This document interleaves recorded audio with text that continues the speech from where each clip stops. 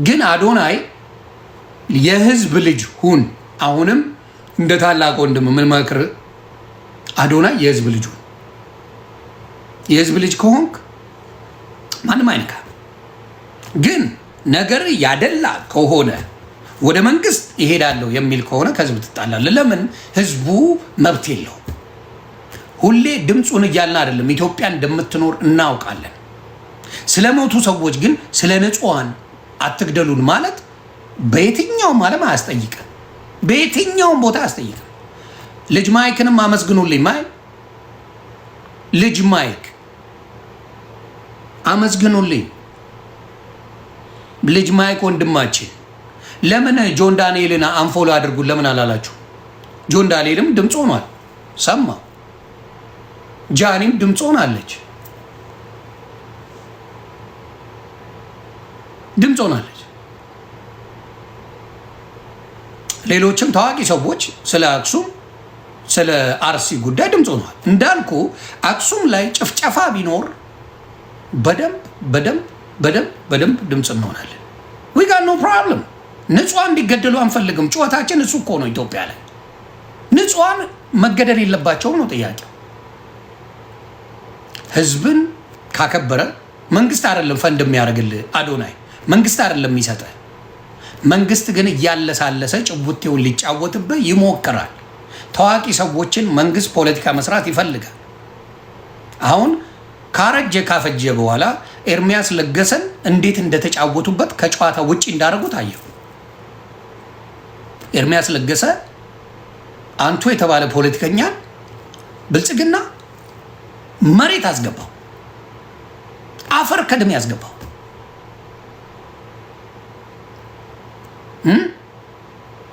አፈር አስገባው።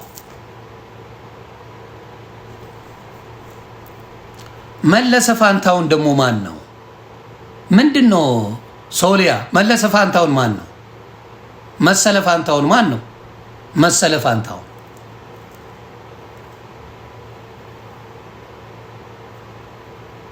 ማን ነው? መሰለ ፋንታውን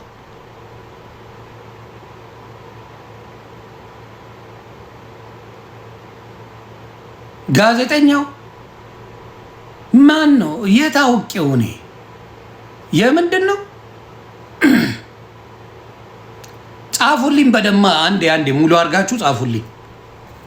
ሀቢባ ሙስሊሟ፣ እኔ እግዚአብሔር ምስክሬ ሀቢባን አከበርኳት።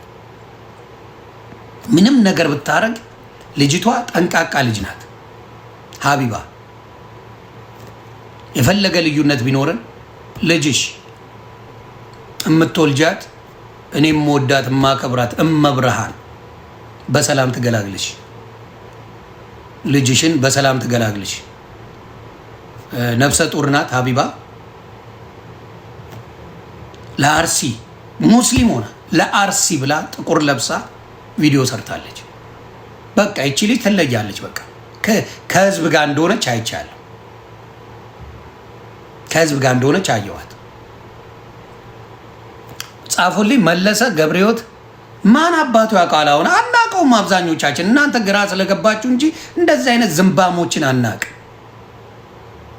አሁን አዝጌደ እንደሾ ኮንሰርት ከዚህ በኋላ አንተ ያለበት ኮንሰርት ላይ ኮንሰርትም አይኖርም። ኤኒዌይስ ራስህን ለአንድች ለማይረባ ነገር ብለህ ራስህን አፈር አስገብታል። የህዝብ ልጅ አይደለም። በቃ አለቀ።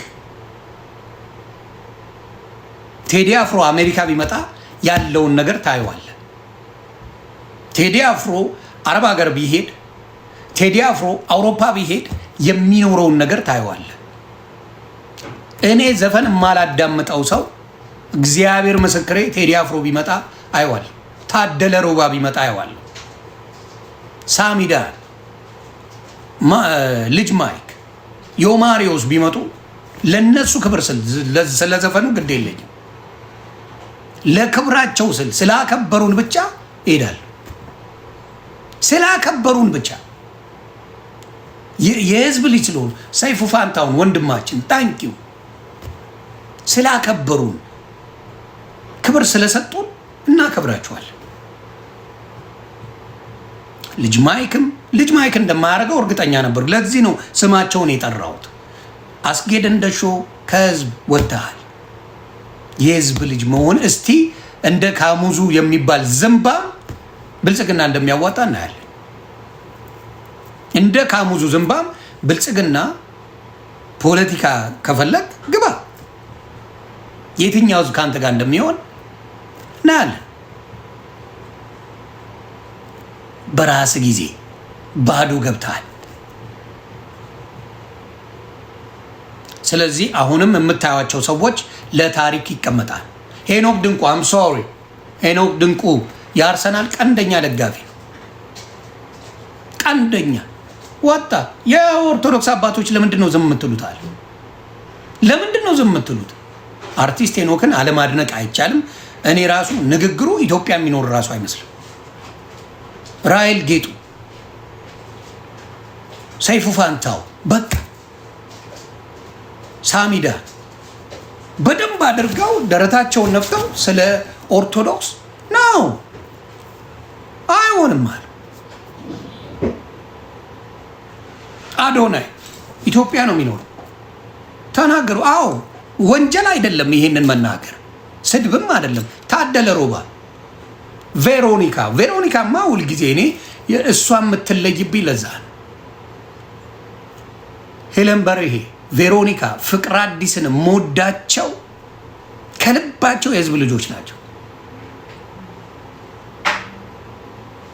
ከልባቸው የመድረክ መሪው ማን ነው ስሙ? ማን ነው ስሙን ንገሩኝ በእናታቸው። የመድረክ መሪው ወንድማችን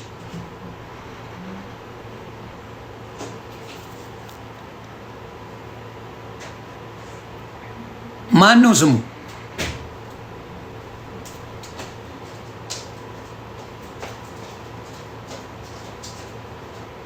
ቴዲ ነው። እሺ ቴዲሻ፣ በደንብ ቴዶ፣ በእውነት ቃላት የለኝም። ማብራት ህዝብን ቴዳዬ ትለያለ። ማብራት አየህ፣ አንድ ቀን ነው አለፈ። ህዝቡ ግን አሞታል። በዚህ የማያማው ማንም የለም። ሌላው ምንድነው ማድረግ የፈለጉት? የድሮ ታቦትን አምጥተው እንደዚህ ያደርጉ ብለ ቤተክርስቲያን አልተቃጠለም እንዴ? ፖለቲካ ሊሰሩ መጡ። አረ የድሮ ታቦት እኮ ነው መንገድ ሲሄዱ ይዞ የታዩት። የተቃጠለውስ ቤተክርስቲያን የድሮ ነው? የተቃጠለው ቤተክርስቲያን የድሮ ነው ወይ?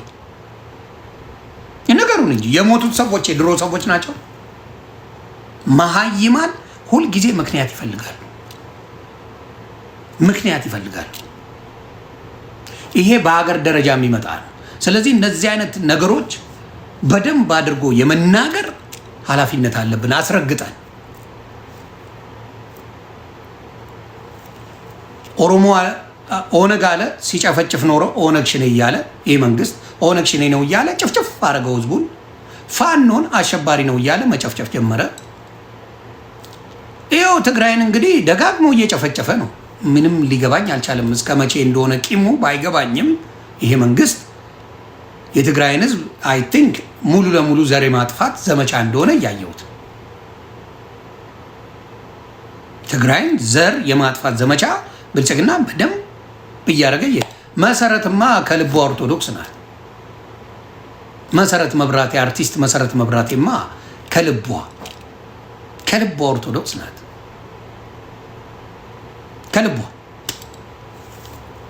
ከልቧ ኦርቶዶክስ ናት።